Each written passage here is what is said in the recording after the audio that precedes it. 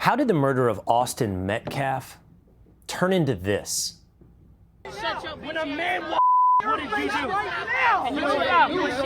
They say that it's not about race, but there was not one black person on that jury. It was automatically about race. That young boy, he was defending his self. Put that baby down. How has a murder victim been turned into a villain? Protesters aren't just defending Karmelo Anthony. They're attacking Austin Metcalf, and it's gotten worse. People are now posting fake photos of themselves urinating on Austin's grave and bragging about it online. I'd love to show you an image. Most are AI generated. I can't share you by policy. Share with you images generated by AI.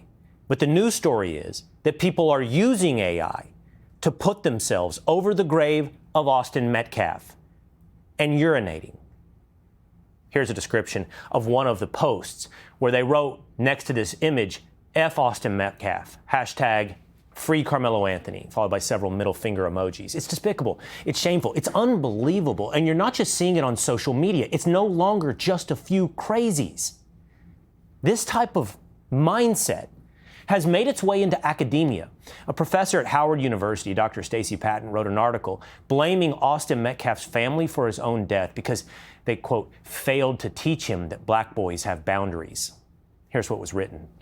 We have to talk about Austin's choice to approach and confront, his choice to touch, his choice to believe that another person's space was his to control, his choice to ignore a warning, his choice to participate in a long cultural tradition of policing black bodies and space. And that is a professor. I've been asking this week, how far, how widespread is this mentality? Is it just a few crazies outside of a courthouse? Is it some fringe activists? Is it just anonymous commentators on social media, or is there something deeper?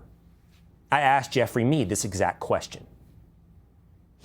It's far more prevalent than I wish it was, and I think it's far more prevalent than it needs to be or what's acceptable. I mean, my guess, if I had to, I would say anywhere from 40 to 60%. Black Americans were operating on an outdated software. The majority of us, I would say. So we're operating as if it's 1910, when in reality it's 2026.